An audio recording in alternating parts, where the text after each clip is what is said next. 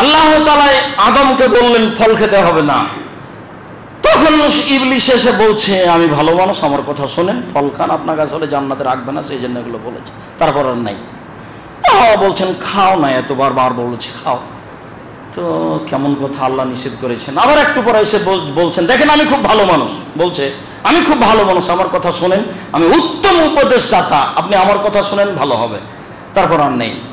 বলছেন একটা লোক বারবার বলে খেতে, তবু আপনি খাবেন না, খান না, ফল খেলে কি হবে, আল্লাহ তো নিষেধ করেছেন, খা।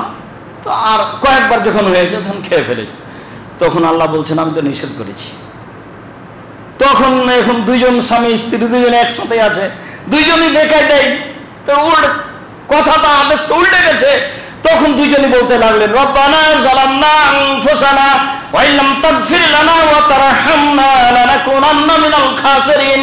হে আমাদের প্রতিপালক, তুমি যদি দয়া না করো, তুমি যদি ক্ষমা না করো, তাহলে আমরা অপরাধীদের অন্তর্ভুক্ত হব। তুমি একটু দয়া করো, আমাদের ক্ষমা করো। মরা পর্যন্ত বলেছেন, বিচারের মাঠে এই নিয়ে ঠেকে যাবেন। বলুন না আমার যে কি আমি নিজেই বুঝি না। উনিও বলবেন এই কথা, মুসা আলাইহিস সালাম বলবেন এই কথা, সারা জীবন বলতে থাকলেন যে মাফ করো। আবার ওই বালা নিয়েই বিচারের মাঠে উঠবেন না, আমার বলার মতো মুখ নেই, আমি এক থাপ্পড়ে এক লোককে মেরেছিলাম, আমি তোমাদের ব্যাপারে কিছু বলতে পারবো না। তাহলে তখনও হিমশিম খাবেন, সারা জীবন বলার পরেও বিচারের মাঠে হিমশিম খাবেন সেই কথা নিয়ে, সেই কর্ম নিয়ে। আর আমি 2 দিন দোয়া করলাম, কবুল হলো না, তাই আমি ব্যস্ত, হলো কি হলো না সেটাই বুঝতে পারলাম না। আবু দারদা রাদিয়াল্লাহু তাআলা আনহু বলেন রাসূল সাল্লাল্লাহু আলাইহি ওয়াসাল্লাম বলেছেন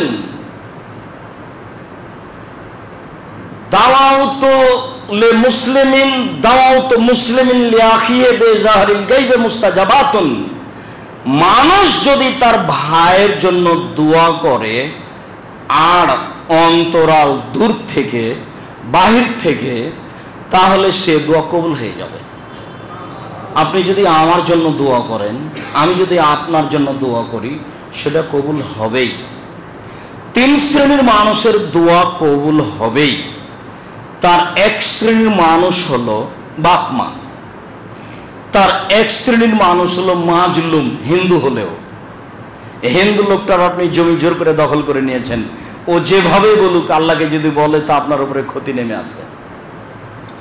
রাসূল সাল্লাল্লাহু আলাইহি ওয়াসাল্লাম বলছেন কাফের হলেও অলৌখানা কাফেরান, ও যদি কাফের হয় আর আপনি যদি তারপরে যদি জুলুম করে থাকেন আর ও যদি বলে, ওটা কবুল হয়ে যাবে। জুলুম করা হবে না, অন্যায় করা হবে না, জোর করে দখল করা হবে না কোনো জিনিস কারো। আর রাসূল সাল্লাল্লাহু আলাইহি ওয়াসাল্লাম বলছেন দূর থেকে আগ থেকে আপনার পাশে নেই, আপনি তার সাথে থাকেন না, খান না, বা থাকেন খান, কিন্তু আপনি আরেকজনের জন্য দোয়া করছেন, তখন এই দোয়াটা কবুল হয়ে যাবে। এই কথা রাসূল সাল্লাল্লাহু আলাইহি ওয়াসাল্লাম বলেন। বলার পরে এইভাবে বলছেন ওয়াইন্দা রাসিহি আল মালাকুল মুআক্কাল। যখন কোনো মানুষ কারোর জন্য দোয়া করে, তখন তার মাথার পাশে একজন নির্ধারিত ফেরেশতা থাকেন। কুল্লামা তাআলি আখিহি বিখাইরিন, যতবার সে তার ভাইয়ের জন্য দোয়া করে যে আল্লাহ অমুককে হেফাজতে রাখো, আল্লাহ তুমি আব্দুর রাজ্জাক সাহেবকে হেফাজতে রাখো, যখন মুখ দিয়ে বলে আল্লাহ তুমি জামিয়া সালাফিকে কবুল করো, যখন মুখ দিয়ে বলে তখন ওই ফেরেশতা বলে কালাল মালিকুল মুআক্কাল, নির্ধারিত ফেরেশতা বলেন আমিন,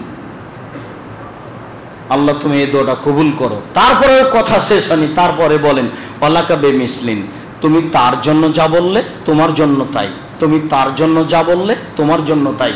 তুমি তো মানুষ হিসেবে তার জন্য দোয়া করলে, আমি ফেরেশতা হিসেবে বলছি যে তোমার জন্য আল্লাহ এটা করে দেখ। কিন্তু এখন মানুষ সামাজিক মানুষ এমন হয়ে আছে, আর দল সংগঠন করলে মানুষ আরো এমন বোকা হয়ে যায় যে ওর দলে যে নেই সে যদি বিপদে পড়ে তাহলে বলে ঠিক আছে, ঠিক আছে। আপনি নিজেই দেখেন, যার সাথে আপনার গন্ডগোল আছে প্রতিবেশী, ও যদি বিপদে পড়ে তাহলে আপনি বলছেন ঠিক আছে, তুই আমার সাথে খারাপ আচরণ করিস, এখন ঠিকই হয়েছে। অবাক মানুষ, মানে খোলেকাল ইনসান হালুয়া, মানুষকে সৃষ্টি করা হয়েছে চঞ্চল, অস্থির করে, সামান্য ব্যাপারই সে ভেঙে পড়ে। শত্রু তার কতটুকু কি করেছে সে নিয়ে ভেঙে পড়েছে। প্রতিবেশী তার কত ক্ষতি করেছে সে নিয়ে ভেঙে পড়েছে, প্রতিবেশী বিপদে পড়েছে, বিরাট বিপদে, তখন সে বলছে ঠিক হয়েছে। অথচ তখন তার বিপদে সাথ দিতে হবে। সামাজিক অবস্থা আরো যতদিন যাবে পরিবেশ তারও আরো তত বেশি খারাপ হবে। এখন তো গ্রামের নেতা যারা, শিক্ষিত মানুষ যারা, যারা মরল মাতাব্বর, তাদের তো কথা কেউ শোনে না। আগে তো শুনতো, সারা গ্রাম মাতাব্বরের ভয়ে চুপচাপ থাকতো, কিছু করতে পারবে না, বলতে পারবে না।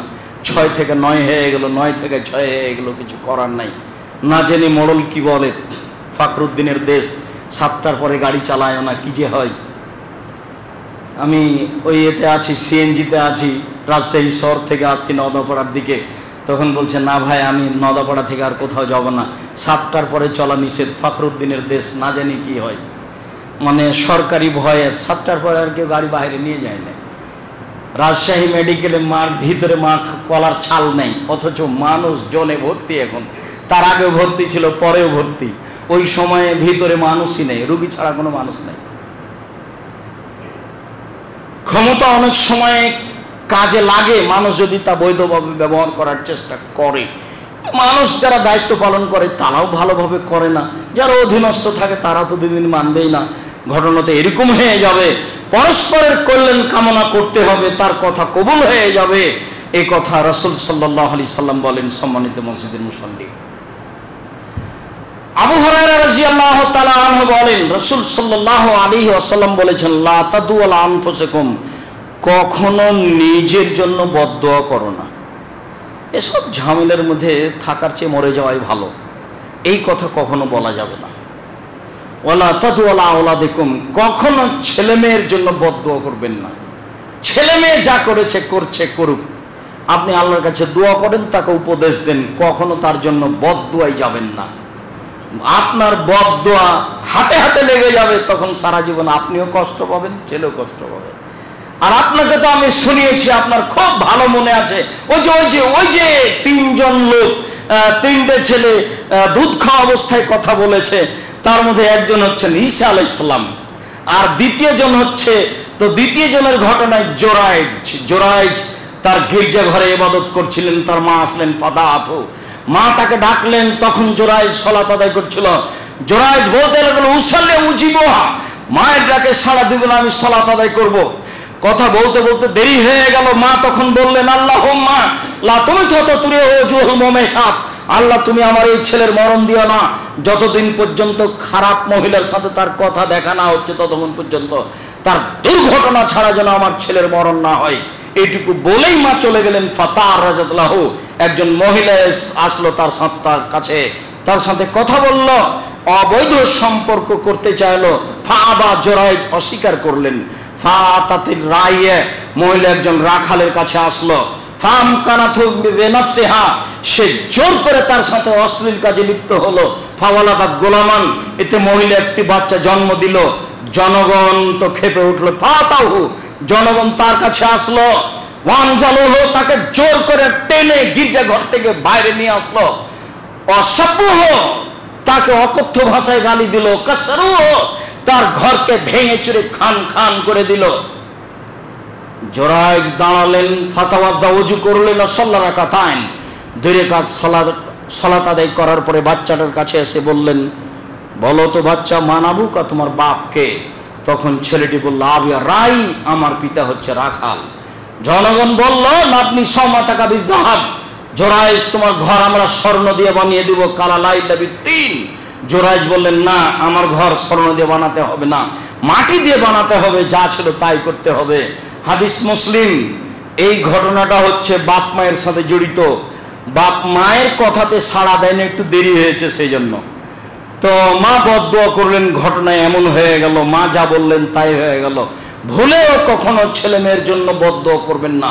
ছেলে মেয়ে আপনাকে মেরেছে, গালি দিয়েছে, মেরেও যদি থাকে, গালিও যদি দিয়ে থাকে, তাহলে তাড়াহুড়া করে ওযু করে ঘরে ঢুকে 2 রাকাত সালাত আদায় করে আল্লাহকে বলেন, আমি তো এরকম ছেলে চাইনি, আমি তোমার কাছে ভালো ছেলে চেয়েছি, আমি তোমার দরবারে জানাচ্ছি, তুমি আমাকে ছেলে ফিরিয়ে দাও। ছেলে যেন আমার কাছে ক্ষমা চাই এবং বাকি জীবন যেন আমাকে মেনে চলে।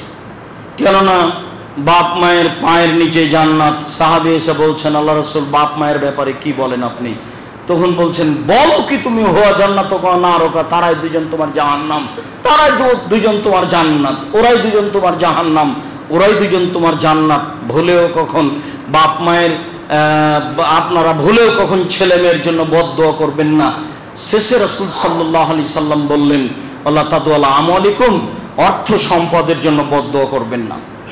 অর্থ সম্পদ বেশি হয়েছে, ঝামেলা খুব বেশি, হিসাব মিলানো যায় না, এত টাকা পয়সা, এইসব হিসাব নিকাশ এগুলো থেকে বেঁচে থাকাই ভালো।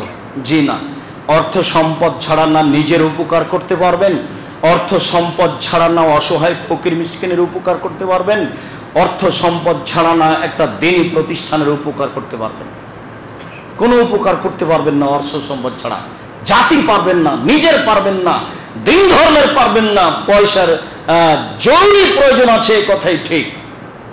বুখারী মুসলিমের ওই হাদিসটা আপনি খুব ভালোভাবে জানেন যে সাহাবীগণ এসে বলছেন, আল্লাহর নবী, ওরা তো 5 ওয়াক্ত সালাত আদায় করে, সিয়াম পালন করে, আমরাও তো করি, তো ওরা তো দান খায়রাত করে, আমরা তো করতে পারি না, তাহলে তো ওদের নাকি বেশি হয়ে গেল। তখন আল্লাহ রাসূল বলছেন, আচ্ছা আচ্ছা ঠিক আছে, আমি তোমাদের একটা কথা শিখিয়ে দিচ্ছি, তোমরা সেটা করো। বলেন।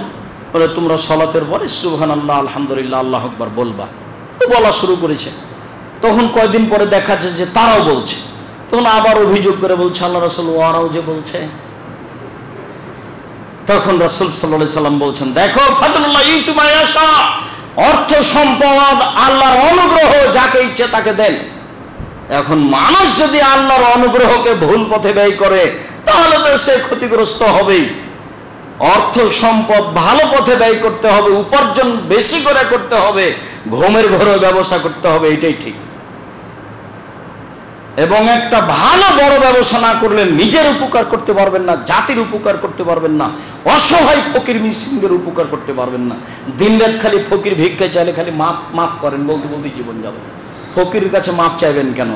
অর্থ সম্পদ আছে। আমি কতদিন বলেছি যে বাড়ি থেকে বের হওয়ার সময়তে স্ত্রীকে বলে দিবেন, আজকে গিয়ে বলে দিন, এই শোনো, আমি যখন বিরল বাজারে যাবো তখন আমার হাতে 50টা টাকা দিয়ে, তো 20 টাকা, 10 টাকা, 5 টাকার নোট আমি যেন সবসময় দিতে পারি। এখন 500 টাকার নোট আছে পকেটে, এখন ফকিরে চেয়েছে, তো এটা তো দিতে পারে না, তখন বলছে মাফ করো। আমি 2-1টা লোককে দেখেছি কিভাবে তার অভ্যাস, মানে সবসময় নতুন টাকা দেয়। আমার চোখের সামনে এমন কোনোদিন কোনো ফকির মিসকিন দাঁড়ায়নি তাকে ও নতুন টাকা দেয়নি, মানে আগে থেকে তার প্রস্তুতি থাকে। বলছে, আপনি একদিন, আমি বলছি এটা কিভাবে হয়, বলে আমার ব্যাংক থেকে নেওয়া আছে। সবাই তোমরা যারা বিবাহ শাদী করনি, মাকে বলে রাখবা, বোনকে বলে রাখবা যে আমি যখন বাড়ি থেকে বের হবো তখন আমার পকেটে কিছু খুচরা টাকা দিয়ে দিও, তো 20টা, 25টা, 30টা, 50টা, যেন আমি কেউ চাইলে তাকে দিতে পারি। সম্মানিত মসজিদের মুসল্লি, বিশেষ প্রার্থনা, বিশেষ প্রার্থনার আজকের জুমার খুতবার শেষের আলোচনায় এসে হয়তোবা আপনাদের অনুরোধে সালাতের পরে আরও কোনো জরুরি কথা থেকে যেতে পারে, এই মর্মে 2-1টি কথা থাকতে পারে। আজকের বিশেষ প্রার্থনার পুনরাবৃত্তিতে আপনাকে আমি বলতে চাচ্ছি যে আল্লাহর নিকটে অতীব বিনয়ে, অতীব গোপনে, কান্নাকাটি সহকারে বলতে হবে নিজের বিষয়টি, এ কথাই ঠিক। সাথে সাথে সূর্য ঢোলার পরে, রাত 12টার পরে, রাতের 3 ভাগের 2 ভাগ পার হওয়ার পরে, জুমার দিন আসরের পরে, রমজান মাসে এমনি সময়ে সকালে সন্ধ্যায়, সূর্য ডোবার পূর্বে, সূর্য ওঠার পূর্বে, এই সময়গুলিতে বলার অভ্যাসী হতে হবে। আল্লাহ আমাদের তৌফিক দান করুক, আল্লাহুম্মা আমিন। আপাতত জুমার খুতবা আজকের মতো এখানেই শেষ করছি। জুমার পরে বাকি কথা হবে ইনশাআল্লাহ। ওয়া সাল্লাল্লাহু আলা নবী ওয়া সাল্লাম।